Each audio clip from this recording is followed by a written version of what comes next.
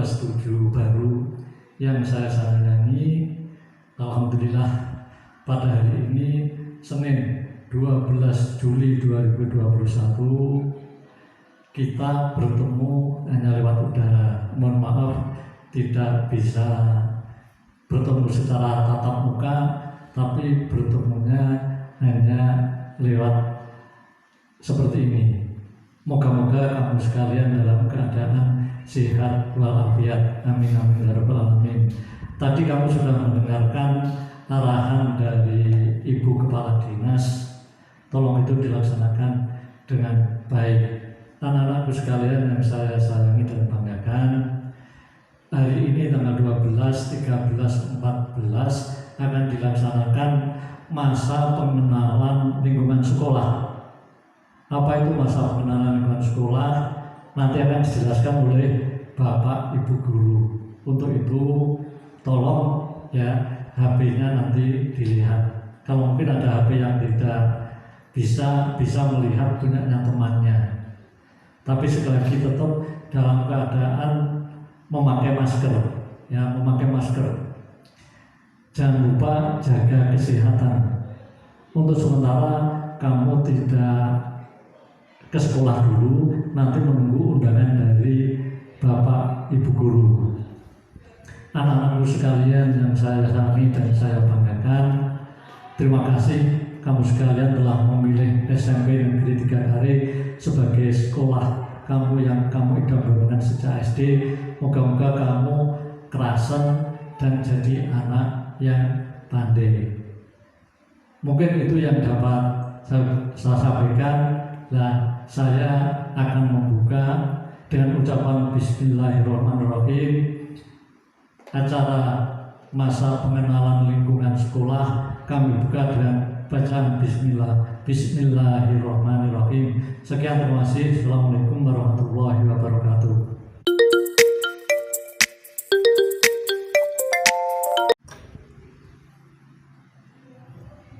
Bismillahirrahmanirrahim. Assalamualaikum warahmatullahi wabarakatuh. Bismillahirrahmanirrahim. Wa la ilaha illallah. Anak-anakku yang saya cintai, yang saya banggakan, marilah kita senantiasa menunjukkan rasa syukur kepada Allah Subhanahu wa taala sebagai ungkapan terima kasih kita bahwa kita diberikan kenikmatan yang luar biasa, nikmat sehat, utamanya di tengah pandemi corona yang mewabah bangsa Indonesia sekarang ini. Anak-anakku yang saya cintai, saya banggakan, tidak lupa pesan saya kepada kalian semuanya sebelum saya menyampaikan materi ini adalah tetap 5M itu kalian jalani dengan sebaik-baiknya, dimulai dari diri kalian sendiri saat di rumah itu ya. Jadi pakai masker, jangan lupa mencuci tangan, kemudian menjaga jarak, menghindari kerumunan dan jangan menciptakan kerumunan. Itu penting sekali karena saat sekarang ini pandemi bangsa Indonesia belum berakhir. Baik anak-anak, pertama saya perkenalkan diri saya Bapak Agus Suraji, pengampu mata pelajaran pendidikan jasmani, olahraga dan kesehatan. Pada kesempatan MPLS kali ini saya kebagian materi adalah orientasi pengenalan lingkungan sekolah. Ya, nanti akan saya perkenalkan dan saya perlihatkan kepada kalian semuanya fasilitas atau sarana prasarana penunjang pembelajaran seluruhnya ya. Jadi sangat banyak sekali, sangat lengkap sekali sehingga nanti KBM atau pembelajaran itu bisa berjalan dengan maksimal. Saya mulai dari tempat saya duduk sekarang ini adalah laboratorium IPA. Nah, nanti dalam video ini juga akan diperlihatkan kepada kalian seluruh peralatannya lengkap sekali. Ya, di bagian belakang nanti akan diperlihatkan. Jadi banyak sekali. Terus kemudian nanti ada juga lab komputer, juga banyak sekali dan bagus-bagus, speknya cukup bagus, kualitasnya bagus, ruangannya sangat memadai, pencahayaannya dan listriknya. Dan tidak lupa bahwa sekolah di sini juga dilengkapi dengan WiFi. Jadi anak-anak kalau nanti dalam pembelajaran membawa HP, nanti bisa menggunakan WiFi sekolah. Satu sekolah ini bisa mencakup seluruh siswa yang ada, ya. Jadi jangan kecil hati, tetap semangat belajar, tetap gembira, tetap olahraga, tetap menjaga kesehatan, menjaga pola makan. Itulah resep kesehatan untuk kita agar selamat dari pandemi ini. Saya kira itu. Nanti dilanjutkan dengan memperkenalkan ruangan-ruangan. Saya kira itu sesi awalnya. Untuk berikutnya kami perlihatkan beberapa ruangan-ruangan yang akan kami sajikan kepada kalian. Terima kasih.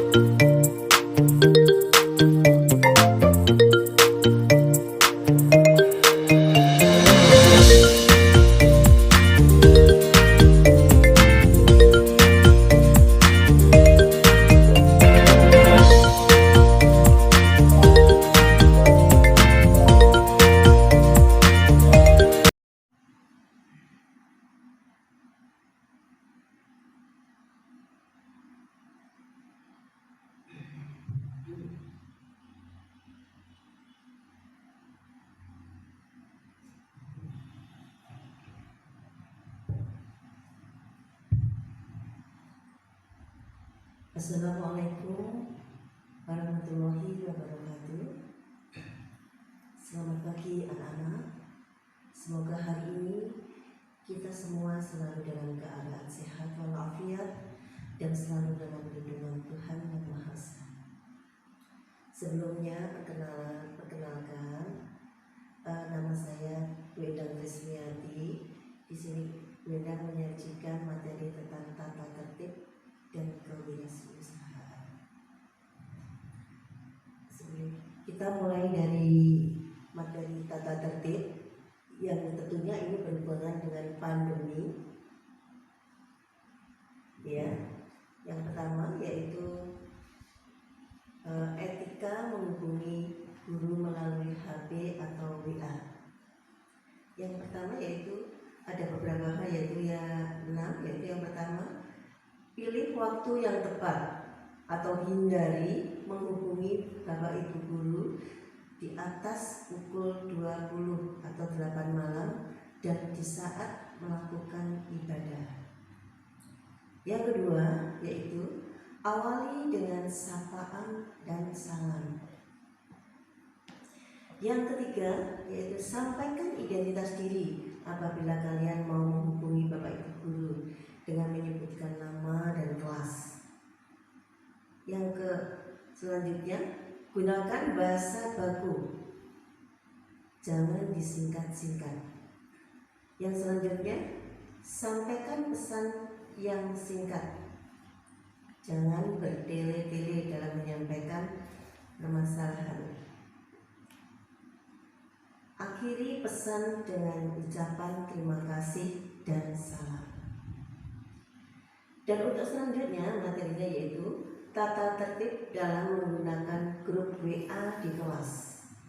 Itu kalinya sangat penting sekali ya ini ya, hubungannya dengan ketika kamu menerima pembelajaran untuk belajar semua mata pelajaran di grup WA kelas.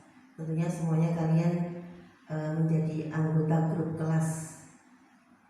Yang pertama yaitu yang harus kalian perhatikan, yaitu menggunakan bahasa yang baku dan sopan. Yang selanjutnya, berbicara seperlunya saja.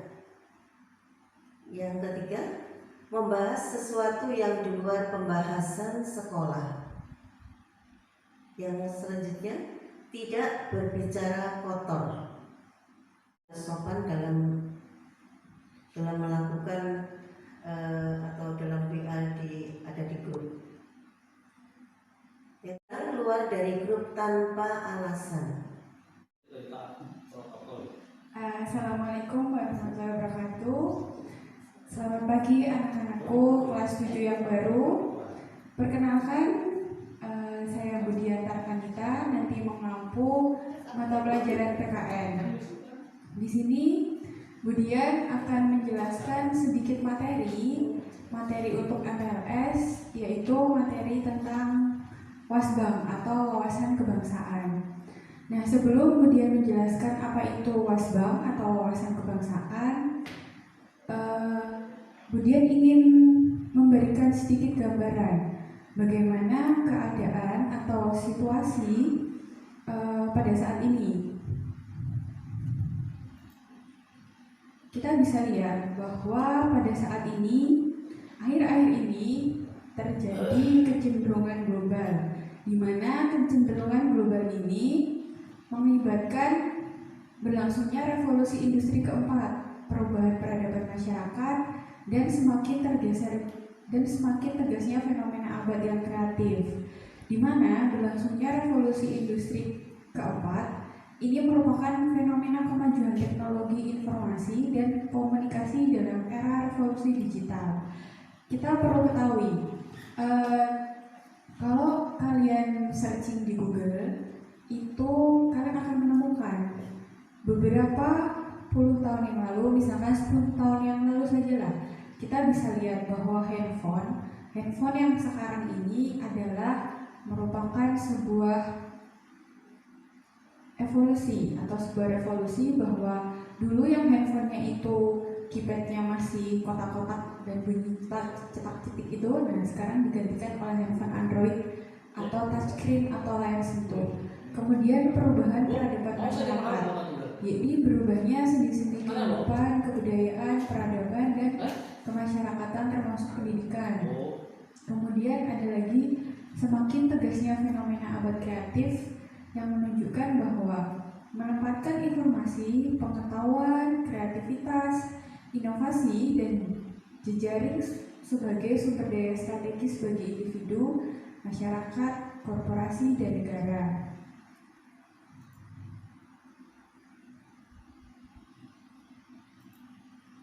Perlu kita ketahui bahwa dulu ketika kalian belajar sejarah di SD, pasti kalian pernah membaca atau mendengar bahwa dulu pejuang itu dalam memperebutkan kemerdekaan mereka masih dengan menggunakan perang konvensional. Apa itu perang konvensional? Perang konvensional itu menggunakan senjata. Dulu ada bambu runcing, terus ada panah. Nah, sekarang nggak zamannya perang kayak gitu. Sekarang adalah perang modern, di mana dia menggunakan teknologi, media massa, dan cyber war. Atau yang kita kenal perang konvensional itu adalah proxy war. Nah, di mana proxy war ini atau perang modern ini merupakan perang merubah pola pikir, bukan perang kekuatan militer, tetapi perang pengaruh melalui ideologi, politik, ekonomi, sosial, dan kebudayaan.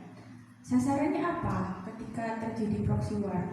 Sasarannya adalah ketahanan ekonomi, pertahanan, keamanan, budaya, politik, dan karakter. Melihat fenomena yang seperti itu, otomatis kita dalam saat ini menghadapi tantangan identitas generasi bangsa. Kita lihatlah fenomena sekarang ini, misalnya yang menimpa kalian. Kalian suka banget yang namanya K-pop, terus barang-barang mewah, makan-makan siap saji atau junk food seperti McDonald's, KFC, seperti itu. Nah, gempuran dan pola serangan pintar melalui F7. Apa itu F7? Ada food atau makanan, full atau bahan bakar, fashion itu adalah style, film, fantasi, filosofi, dan finansial. Di mana F7 ini adalah budaya-budaya dari luar, budaya-budaya dari barat. Nah, kita nanti sebagai generasi penerus bangsa harus bisa menghadapi tantangan seperti ini. Ini membawa dampak negatif atau dampak positif bagi bangsa kita.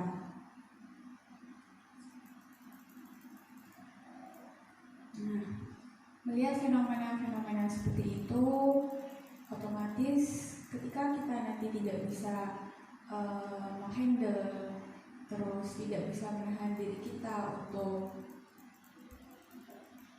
menyaring atau memfilter budaya mana yang bagus untuk kita, budaya mana yang cocok dengan kepribadian bangsa kita. Nah, maka di sini pentingnya sebuah wawasan kebangsaan.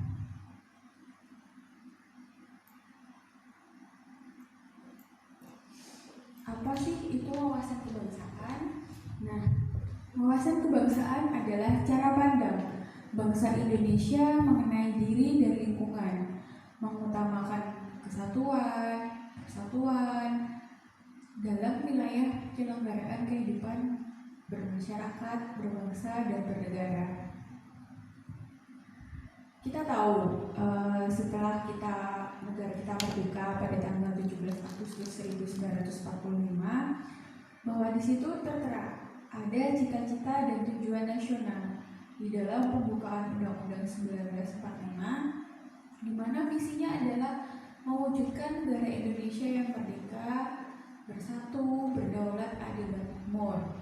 Kemudian misinya itu adalah langkah, step untuk meraih visi yang kita sudah buat.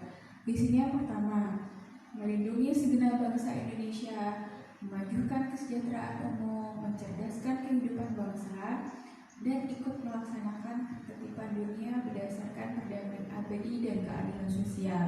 Nah, misinya ini tersirat di dalam alinea keempat dalam pembukaan Undang-Undang 45. Nah, ketika menghadapi tantangan yang mengglobal seperti tadi, seperti mulai dari budaya-budaya asing masuk negara kita, seperti budaya K-pop, suka-suka barang branding atau barang mahal, terus suka-suka makan atau mengonsumsi junk food. Nah, itu merupakan tantangan global. Ketika kita tidak bisa memfilter, menyaring budaya-budaya luar, kita akan ikut terlena. Kita kehilangan jati diri kita. Nah, disinilah pentingnya kita harus mempunyai karakter wawasan kebangsaan. Kemudian, bagaimana kita harus bersikap? Kita harus tahu situasi dan kondisi negara dan bangsa kita saat ini. Tadi Bu Dia sudah jelaskan bahwa negara saat ini kita dihadapkan pada beberapa tantangan global, kemajuan teknologi, kemajuan perubahan peradaban masyarakat. Nah, untuk menghadapi tantangan itu, kita butuh setiap individu, setiap warga negara Indonesia, kita butuh yang namanya wawasan kebangsaan. Kita harus punya karakter wawasan kebangsaan. Nah, di sini wawasan kebangsaan adalah hal mendasar bagi bangsa Indonesia untuk mempersatukan kita, mempersatukan negara Indonesia menjadi satu nusa, satu bangsa, dan satu bahasa dalam bingkai NKRI, dalam bingkai NKRI, Negara Kesatuan Republik Indonesia. Nah, di sini wawasan kebangsaan merupakan kunci toleransi dan nasionalisme. wawasan kebangsaan akan menjadi kunci kesamaan pandangan dan pemersatu tujuan generasi masa kini dan masa yang akan datang dalam menghadapi tantangan bangsa Indonesia, baik dari dalam maupun dari luar negeri. Wawasan kebangsaan menjadi kunci penguatan kebinekaan, toleransi, dan nasionalisme di tengah tantangan dan globalisasi peradaban. Nah, kita sebagai generasi Z, sebagai generasi milenial yang melek teknologi, kita sedikit berbeda dengan orang tua kita. Mungkin orang tua kita sedikit gaptek, terus kurang bisa mengoperasikan handphone misalnya. Nah, karena zamannya kita sama zamannya beliau itu berbeda. Kita adalah termasuk generasi Z atau generasi milenial. Lantas bagaimana kita sebagai generasi Z memperkuat karakter generasi bangsa? Nah, di sini Budian akan memberikan sedikit penjelasan bahwa kita perlu untuk mengembangkan nilai-nilai karakter. Ada yang namanya olah hati atau kita sebut dengan etika. Kita harus beretika kepada orang yang lebih tua, kepada sesama. Kemudian ada yang namanya olahraga atau kinestetik. Kemudian ada olah karsa atau estetika dan olah pikir atau literasi.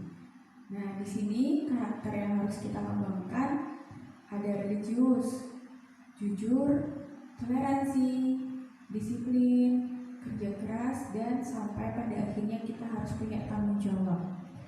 Tanggung jawab kepada siapa? Kepada diri kita sendiri, kepada sesama. Nah, nilai utama yang harus kita punya ada 5. Ada religius yang artinya kita punya agama, punya keyakinan yang kita anut. Kita ada beragama Islam, Kristen, ada 6. Di Indonesia ada 6. Ada 6 agama dimulai dari Islam, Kristen, Katolik, Hindu, Buddha, Konghucu. Kemudian kita harus punya jiwa nasionalis, punya jiwa yang mandiri, gotong royong, dan harus punya integritas. Nah, itu saja sedikit penjelasan tentang materi wawasan kebangsaan. Apabila nanti ada yang ditanyakan tentang materi wawasan kebangsaan, bisa ditanyakan ke Budian langsung. Sekian dari Budian. Apabila ada salah kata, Budian minta maaf. Wassalamualaikum warahmatullahi wabarakatuh.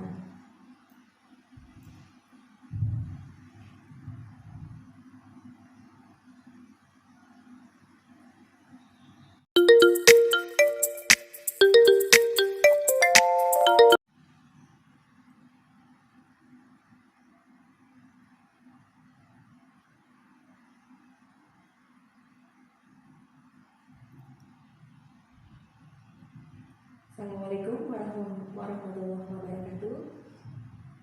Anak-anak sekalian, siswa-siswi baru SMP Negeri 3 Kare, perkenalkan, saya Ibu Yuli Kurnianingsih SPD.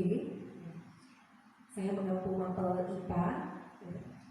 Di sini saya akan menyampaikan tentang protokol kesehatan. Ini menuju ke PTMT ya, jadi pembelajaran tatap muka terbatas. Sebelumnya, bagaimana kabar kalian? Semoga kita semua selalu dalam keadaan baik, sehat ya, terlebih lagi di masa pandemi seperti ini. Jadi pesan saya, kita harus selalu menjaga kesehatan dan ingat 5M ya, 5M, yang memakai masker, kemudian mencuci tangan dengan air mengalir pakai sabun ya minimal 20 detik, kemudian menjaga jarak, menghindari kerumunan dan mengurangi mobilitas.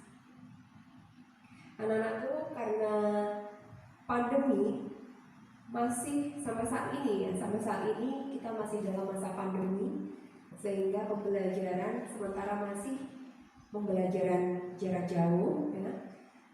Namun demikian selama kurang lebih 1 tahun lebih ya kita melaksanakan pembelajaran jarak jauh itu ada beberapa kendala, ya, ada beberapa kendala yang kemudian pemerintah membuat kebijakan untuk melaksanakan PTMT, jadi pembelajaran tatap muka terbatas. Ya.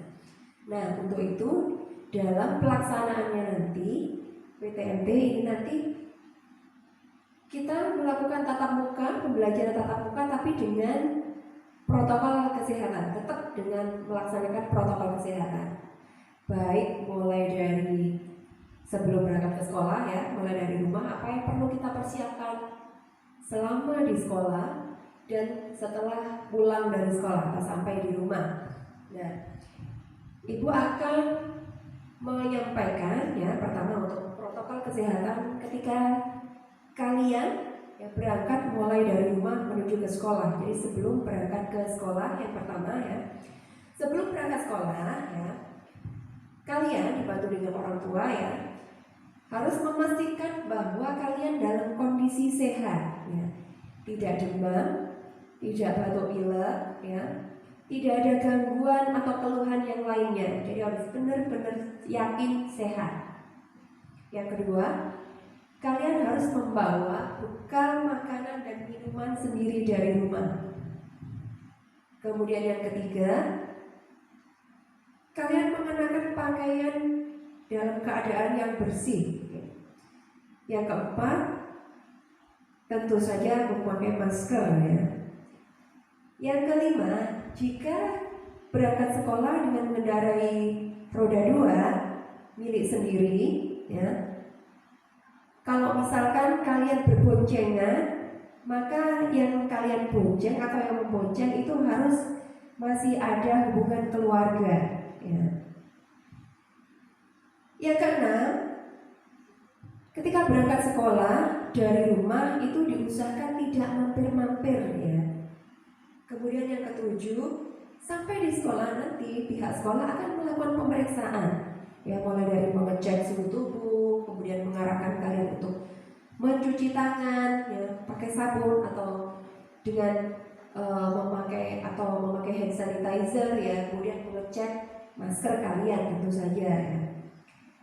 Kemudian yang juga tidak kalah penting ini ketika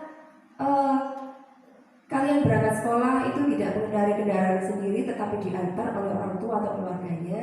Nah, ini pihak pengantar dari keluarga ini, ya, ini berhenti di lokasi yang ditentukan. Jadi diusahakan mepet dengan jam penjemputan, ya, sehingga tidak mengakibatkan kerumunan, ya. Dan setelahnya kalian langsung. Karakter tentu saja sudah kalian pahami dulu waktu kalian menempuh jenjang sekolah dasar atau SD. Banyak sekali di sana materi-materi yang diajarkan oleh Bapak Ibu guru agama kalian selama di SD. Seperti halnya nanti di SMP Negeri 3 Kare kita juga akan mengimplementasikan dan menerapkan apa yang kalian dapatkan di SD dan kita lanjutkan di jenjang yang lebih tinggi di sini. Untuk yang pertama nanti kita awali dengan bacaan kalimah-kalimah thayyibah. Nanti mohon kalian buka baik di HP ataupun yang membawa mushaf Al-Quran, kalian buka surat Al-Fatihah, kita lantunkan bersama-sama. Untuk pembelajaran kali ini kita awali dengan surat Al-Fatihah. Mudah-mudahan oleh Allah diberikan kelancaran, diberikan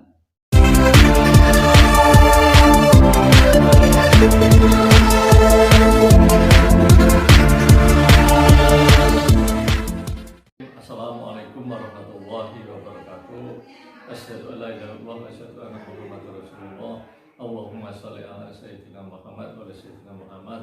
Anak-anakku sekalian, kelas 7 yang baru, alhamdulillah hari ini Rabu tanggal 14 Juli 2021 kamu telah menyelesaikan masa pengenalan lingkungan sekolah. hari ini hari yang terakhir, berarti besok kamu sudah menerima jadwal pembelajaran.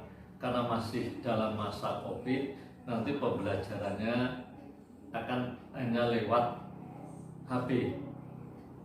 Jadi meskipun nanti kalau sudah ada modulnya akan diberikan kepada kamu sekalian, tapi untuk sementara nanti pembelajarannya akan di-share lewat grup wali kelas lewat HP. Tolong itu tetap dikerjakan.